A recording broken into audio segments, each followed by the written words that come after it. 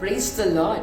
34ஆம் சங்கீதம் 19ஆம் வசனம், நீதிமானுக்கு வரும் துன்பங்கள் அநேகமாயிருக்கும், கர்த்தர் அவைகள் எல்லாவற்றிலும் நின்று அவனை விடுவிப்பார் என்று சொல்லி வாசிக்கிறோம். ஆம் பிரியமானவர்களே, நீங்களும் நானும் ஆராதிக்கின்ற தேவன் நம்மை நீதிமான்களாய் மாற்றி இருக்கிறவர். நாம் நீதிமான்களாய் இருக்கிறபடினாலே நமக்கு எத்தனை பிரச்சனைகள், எத்தனை போராட்டங்கள், அவமானங்கள் நம்மை சூழ்ந்து கொண்டாலும் அவைகள் எல்லாவற்றிலும் நின்று நம்மை விடுவிக்க அவர் வல்லமை உள்ள தேவனாயிருக்கிறார். இந்த நாளிலும் நம்மை விடுவிக்கிற தேவனை ஆராதிக்க நம்மை விட்டு கொடுப்போமா? Praise the Lord.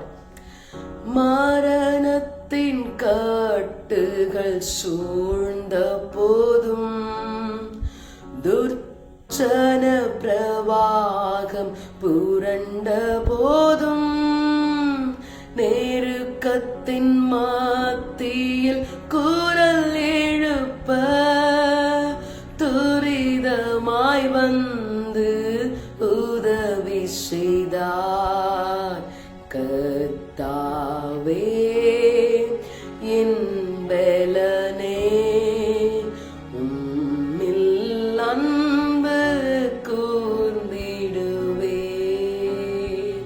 ஆம் ஆண்டவரே, எங்களை விடுவிக்கிற, எங்களை நீதிமான்களாய் மாற்றி இருக்கிற உம்முடைய அன்பின் கரத்துல எங்களை விட்டு கொடுக்கிறோம்.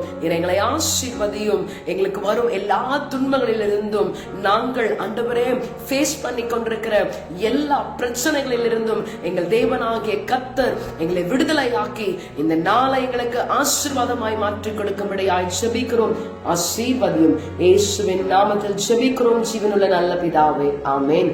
God bless you. Have a blessed day.